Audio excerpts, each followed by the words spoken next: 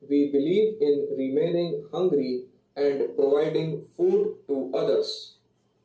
We want to remove the problems of others while remaining ourselves amidst them.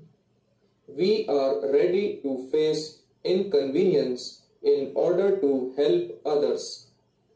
We can remain without clothes if need be, but people are not aware as to how far the country has progressed, how far it has enriched its resources, and the place it occupies in the world today.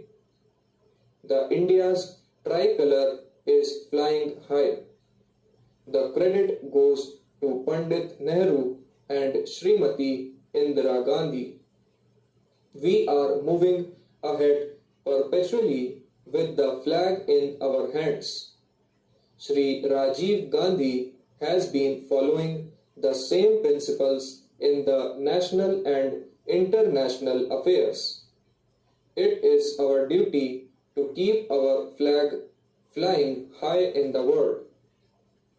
The government is resolved to check the tendencies of terrorism, separatism, or bloodshed.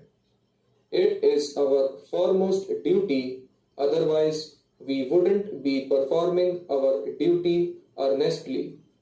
In view of this, it becomes essential for every citizen of India, particularly we MPs, to do our duty in the earnest manner we would be worthy to enjoy our rights if we perform our duty well.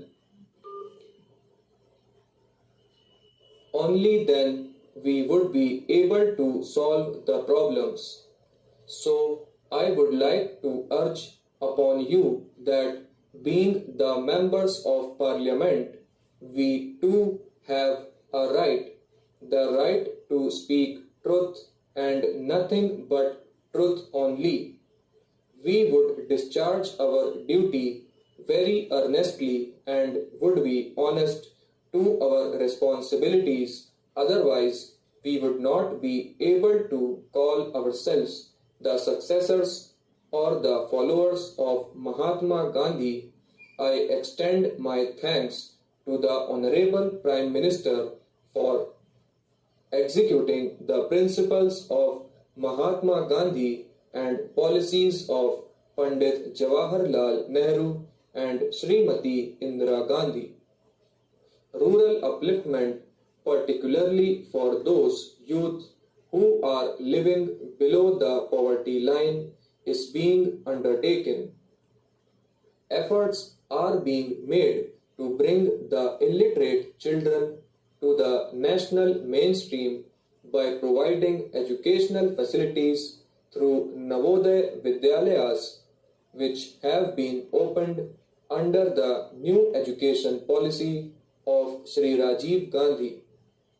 But these Navodaya Vidyalayas should be opened in rural areas because 40% of the total students in these are from rural areas. Mr. Vice Chairman, sir, at a time when the world is moving steadily towards a detent, notwithstanding a few setbacks in the pursuit of general international peace, it is particularly disquieting to us in the Indian Ocean area to learn of the measures taken by the US authorities in going ahead with the building of the military base. Now, we can legitimately claim some credit for having done this, having been important partners in this movement towards non-alignment, towards disarmament, and towards detente. The House will recall that under Pandit ji, under Indira ji, under Rajiv ji, and under Lal Bahadur Shastri ji, we have continued the relentless quest for detent. We have also spoken up for disarmament, and in fact, We have given our own interpretation of disarmament, our own picture of disarmament.